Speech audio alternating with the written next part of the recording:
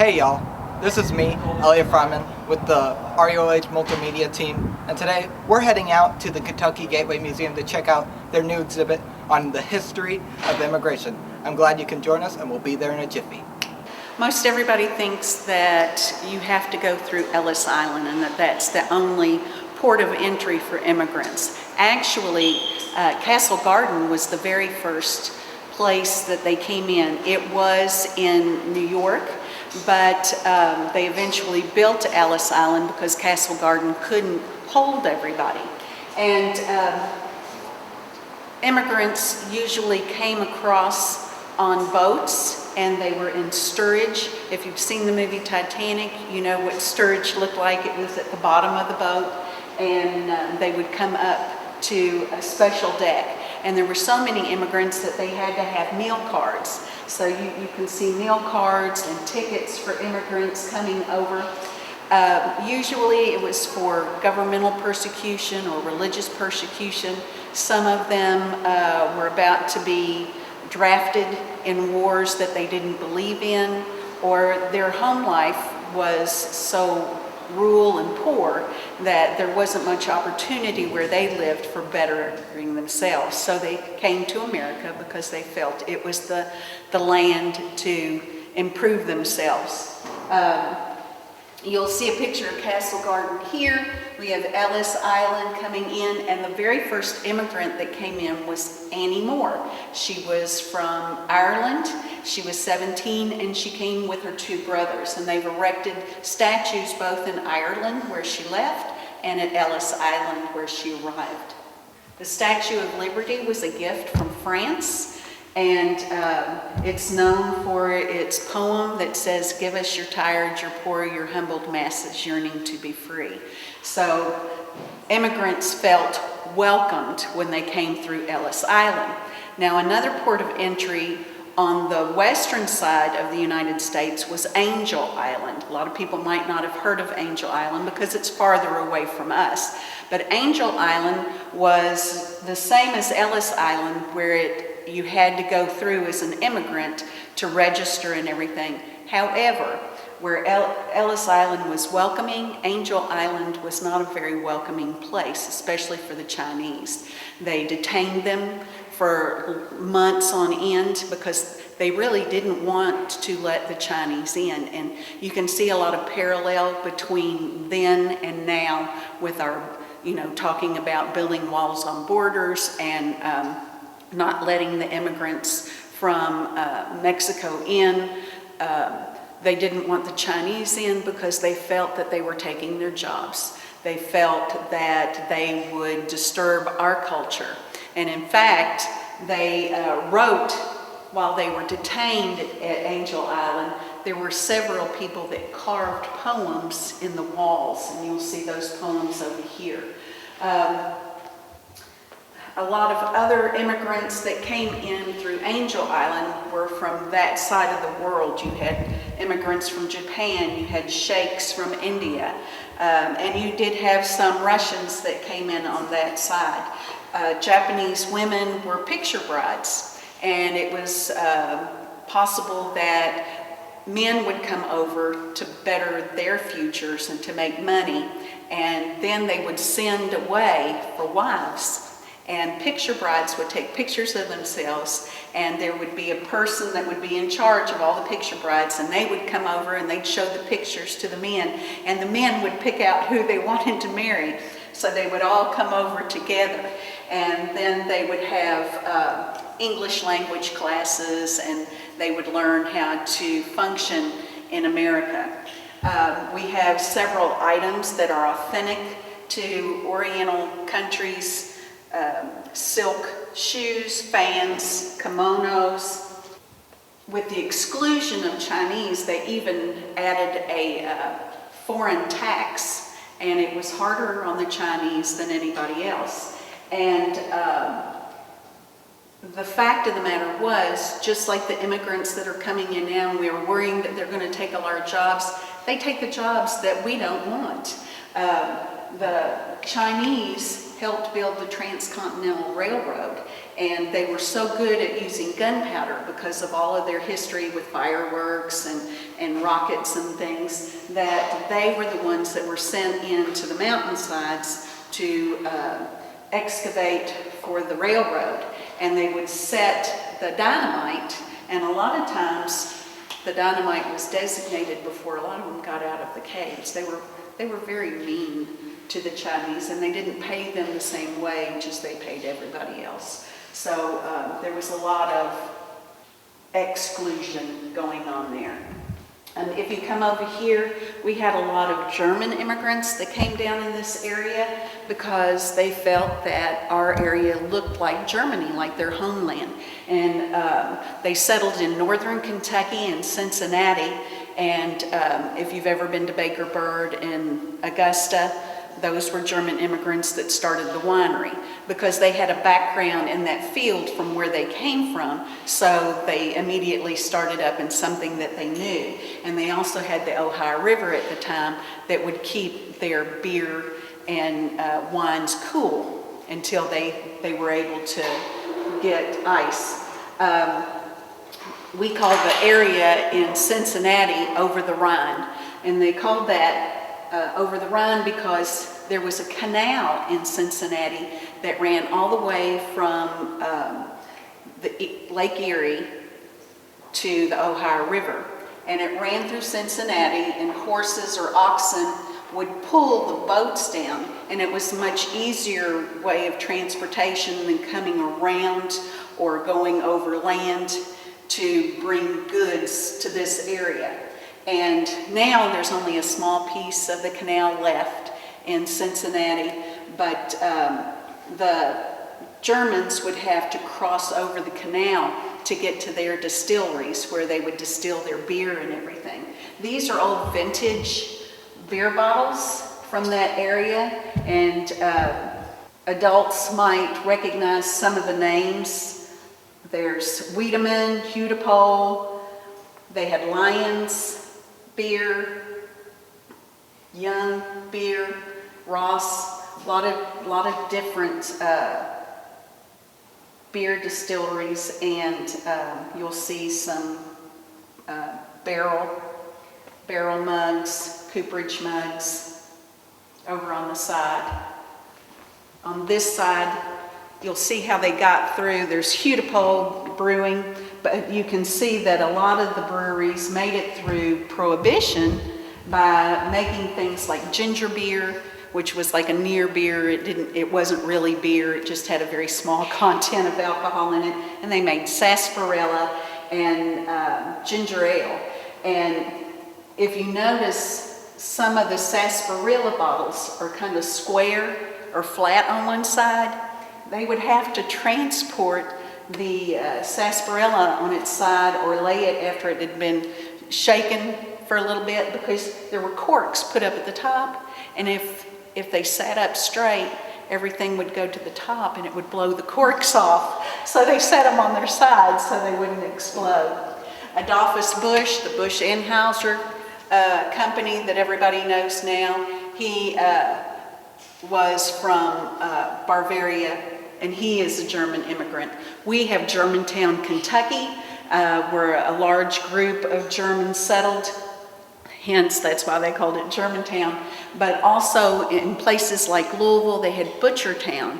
And they named it Butchertown because a lot of the Germans were butchers. And there is a big packing company in Louisville now that they still have that was of German descent. And kindergartens. You know, we think of the things like hamburgers and frankfurters or hot dogs. Those have German roots. And kindergarten was first established in the United States, but only because of the Germans. And the Germans built lots of churches, homes, and schools in the area. So this area has a lot of German architecture, especially in Cincinnati. The row houses, a lot of those have features the Germans. We also had a lot of Italians and Scotch, Irish that came to this area early on. The Irish Catholics in Louisville and also in Cincinnati. But now we've had an influx of people from the Congo coming in to Kentucky, and Vietnamese. We also have Mexicans, because we have Churchill Downs, and a lot of the Mexicans or Latinos work in the horse industry as jockeys, or they assist the jockeys on their horses as they come down. And then we also have migrant workers. A lot of immigrants serve as migrant workers. I don't know whether you have those in your school, but they travel around. Their families will travel around for whatever product. Like when it's tobacco season here, where we house tobacco or strip tobacco, the immigrants will come in and they'll help with that because there's not enough farm labor anymore. And then they'll move to someplace like Florida and they'll help pick the oranges and the grapefruits and stuff. And then they might move to California and pick the grapes for the vineyards and stuff. So they call them migrants because they move around. They really don't have a specific home that they go to. These are many immigrants that we have that you might not recognize. Eddie Van Halen, he's from the Netherlands, and his family moved to the United States, and you might recognize him as a guitar player.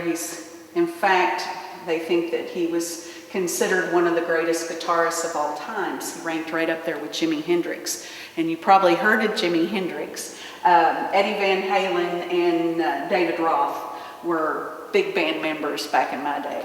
Isaac Stern was from Poland. Zubin Mehta, India. They're both in concerts. One's a conductor, one's a great violinist.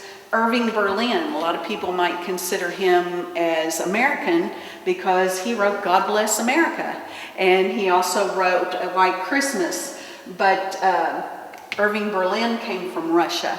He fled because the anti-Jewish program was going on in Russia at the time, and they were being persecuted, and he came through Ellis Island. Nicole Kidman and Keith Urban. Nicole's from Australia, Keith Urban's from New Zealand. She's an actress now, and he's a musician, most known for country music, I believe. Dave Matthews, he's from South Africa, and I'm sure many of you have heard of the Dave Matthews Band. Joni Mitchell was big back in the 60s, and she came from Canada. Henry Kissinger was in politics. He served as the Secretary of State for Richard Nixon and Gerald Ford. And he was from Germany. Madeleine Albright was from the Czech Republic. And they had to leave the Czechoslovakia because they were fleeing from diplomatic problems where they were from. Everybody thinks that the founding fathers were all immigrants, that they all came from England or someplace. Actually, the founding fathers were from the colonies. They came from Virginia, or they came from New Hampshire, or places up above. Well, Alexander Hamilton, who was our state treasurer at the time, he was from the West Indies in the Caribbean and came to the United States. Actors and actresses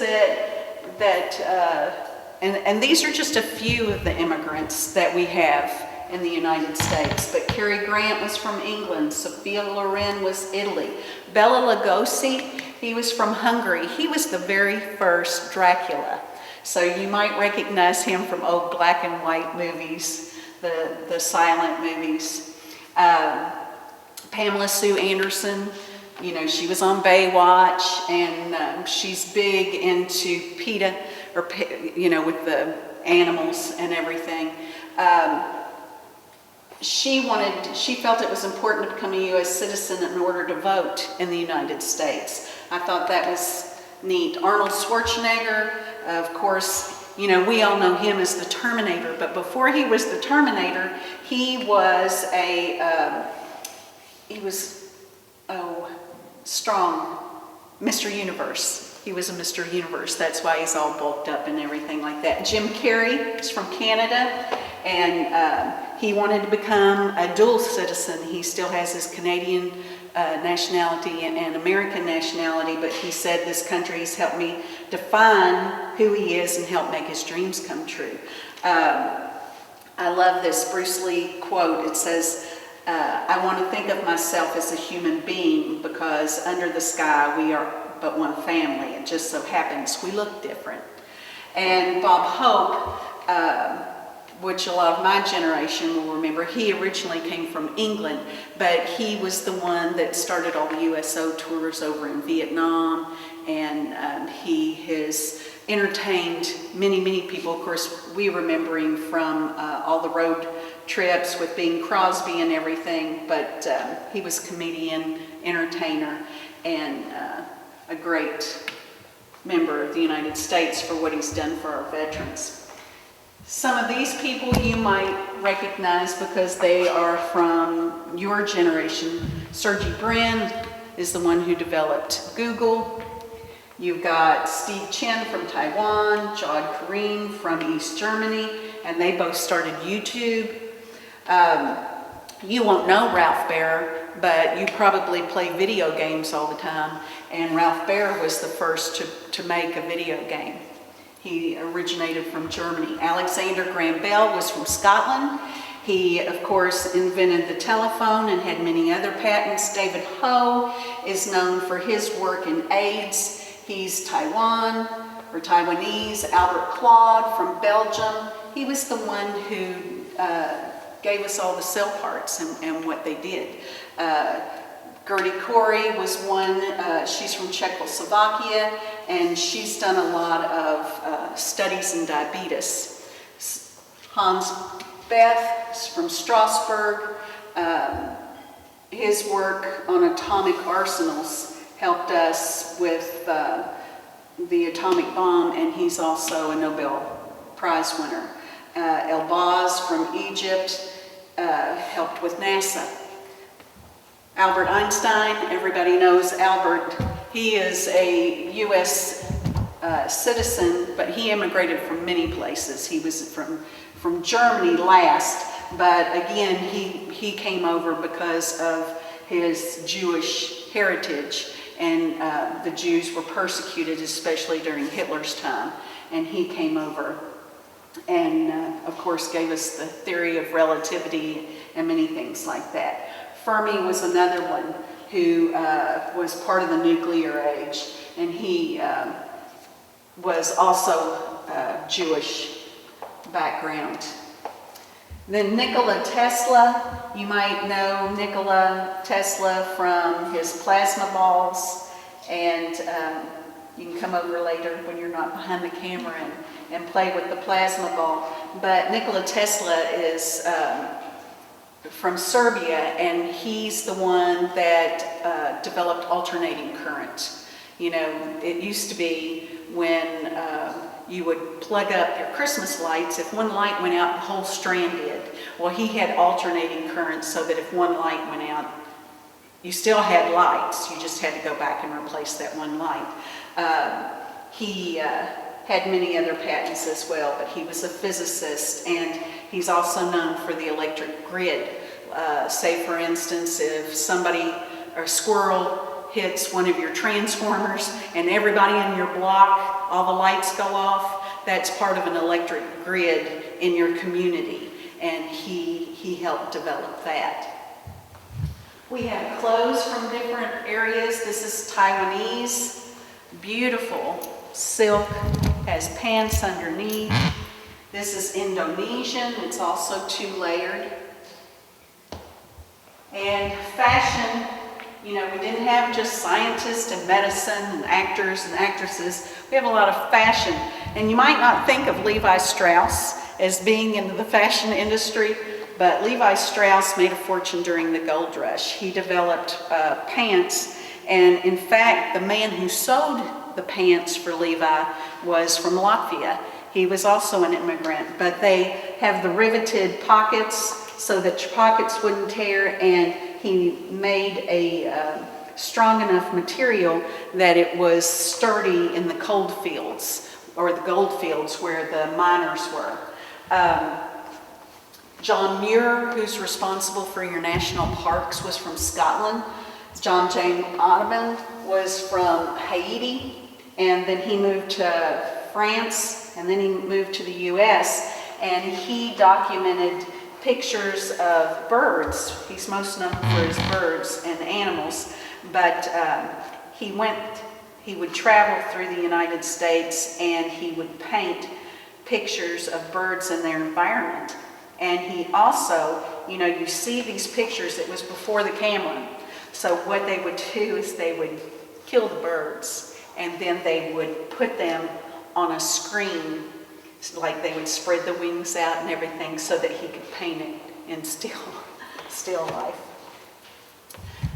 Ming Pete was an architect, and he's most known for architecture of he did the Rock and Roll Hall of Fame, but he's known for the Louvre, the triangle or the pyramid at the Louvre. Liz Claiborne, Vera Wang are immigrants. This is a Vera Wang wedding dress that was worn by a girl from here in Mason County. You have, I can't even pronounce his name, he's from Turkey, and he's the one that brought Greek yogurt to the United States. James L. Kraft was from Canada, and everybody has had Kraft cheese of all kinds. And when you look down here, you can see all of the different Kraft products that he brought to the United States. And Chef Boyardee is an immigrant. He's from Italy, of course. Then we get into the sports area. You got Yao Ming, of course. He was a great basketball player, but most everybody knows him just because of his height. He's 7'6", and he's married to a female basketball player. You kind of wonder if she's like little teeny tiny next to him. Newt Rockne, he's known for Notre Dame football, and you might have heard "Let's Win One for the Gipper." That was Newt Rockne. I did not know Dikembe Mutombo until I started doing research, and now he's one of my favorite people. He is an NBA basketball player that knocks the ball out of people's hands, and he goes, "No, no, no." And then he's got that advertisement on TV where he knocks things out, "No, no, no." Well, he's a basketball player that gave back. He built a hospital in the Congo where he originally came from, and he named the hospital after his mother.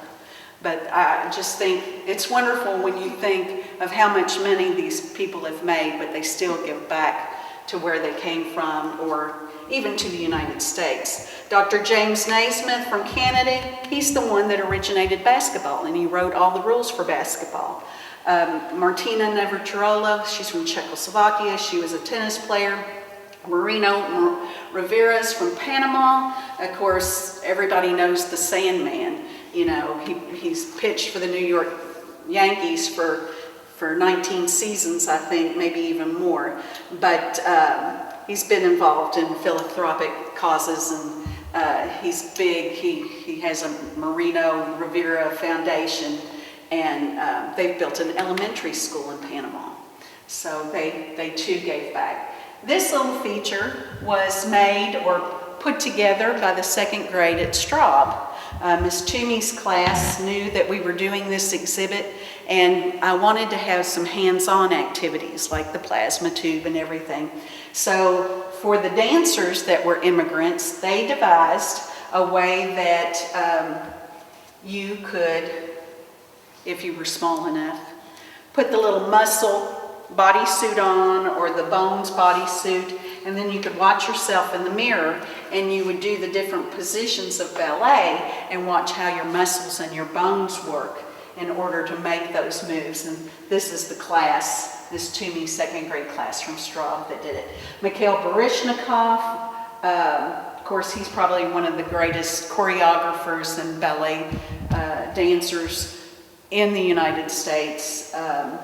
Rita Moreno, you might not know her, but she was from Puerto Rico, and she was in West Side Story, but she's also a great choreographer as well. Alexander Goodenough, he is a ballet dancer, or was a ballet dancer, but he was also an actor. And I knew him from Witness. I didn't realize he was a ballet dancer, but if you ever watched the movie Witness with Harrison Ford, he was the Amish man that was in love with Kelly as well as the other one. Iko Otake is from Japan, and she is an artist and a lot with a partner.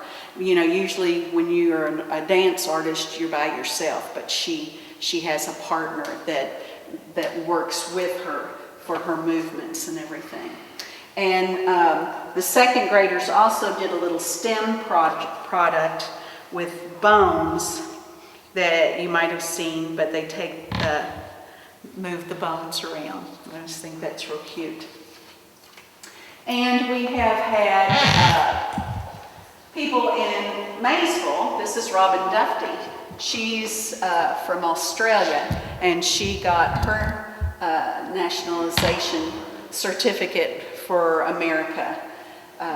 She is a member of our community and sells opals, but she is a great addition to our community. And and then eventually they started panning, and in order to pan, you strip up, and then you got little rivets, so you want to catch stuff in your rivets, and then there's a little trough for you to get rid of some of your water. And you definitely want to move it around.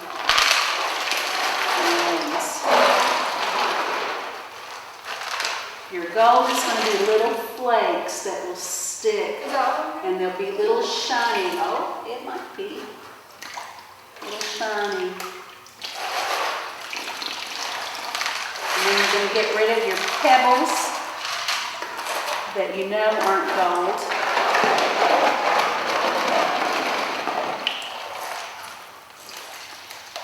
Okay. There's, see that little spark that you have there? That's gold. Well, it looks like that would be gold too. You think that's gold? What's it look like? It's a little flake, a little shiny. Oh. Yeah. What does it look like? Now you might find pyrite. Has anybody found pyrite in theirs? Fool's gold. Fool's gold. Did you find some? Get somebody? I think so. There's gold in their museum. Oh, look at that. Probably so.